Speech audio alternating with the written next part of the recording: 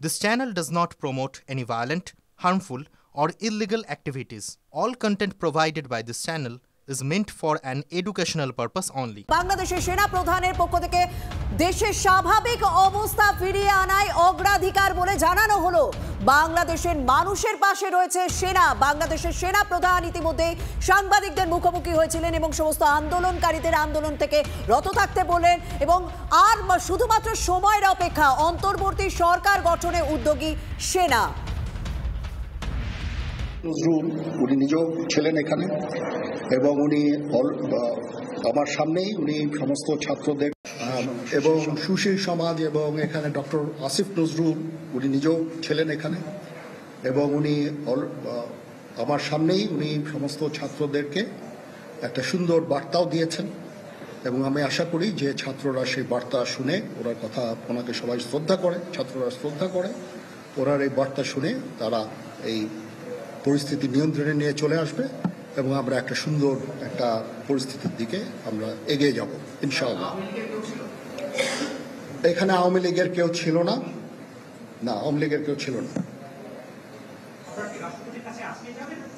হ্যাঁ, আজকে বিকজ আমাদের এই সময় নাই, এটা একটা বিশেষ একটা পরিস্থিতি। বাংলাদেশের সেনাপ্রধান তিনি সাংবাদিকদের মুখোমুখি হয়ে এবং বাংলাদেশের সাধারণের উদ্দেশ্যে বক্তব্য রাখলেন। তিনি বলে যে তারা অন্তর্বর্তী সরকার গঠনে উদ্যোগী এবং পরিস্থিতি সামাল দেওয়ার কথা বলেন এবং যারা আন্দোলন করছিলেন তাদেরকে আন্দোলন করা থেকে রত থাকতে বলেন, দেশের শান্তি শৃঙ্খলা ফিরিয়ে আনার কথা বলেন এবং সরকার গঠন নিয়ে রাষ্ট্রপতির কাছে তারা যাবেন, তারপর অন্তর্বর্তী সরকার গঠন করবেন বাংলাদেশের সেনাপ্রধানের পক্ষ থেকে জানিয়ে দেওয়া হলো। পরিস্থিতি নিয়ন্ত্রণ সহজেই নিয়ে আসতে পারবে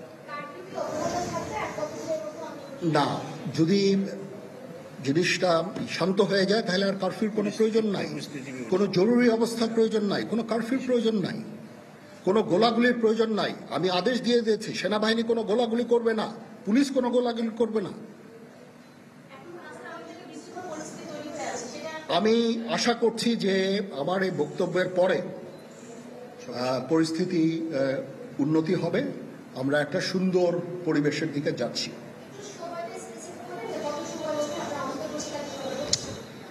আমরা এটা না, আমি আজকে রাতের মধ্যে একটা আমরা সলিউশনে যাওয়ার চেষ্টা করবো, বাট আমাদের হয়তো 2-1 দিন সময় দিতে হবে। এটা আমরা এখনো এটা টু আর্লি, আমরা যাচ্ছি যে আমরা কথা বলবো মহামান্য রাষ্ট্রপতির সাথে, আমরা একটা সুন্দর সলিউশনে আমরা পৌঁছাবো।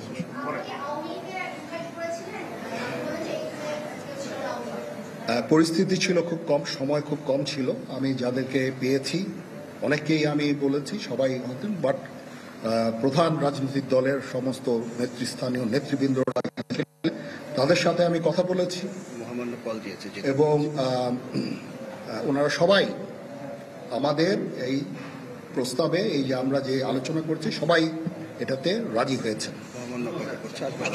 এখানে মুমিনুল হক সাহেব ছিলেন, এখানে জামাতের আমির ছিলেন, জুনায়েদ সাকি উনি ছিলেন।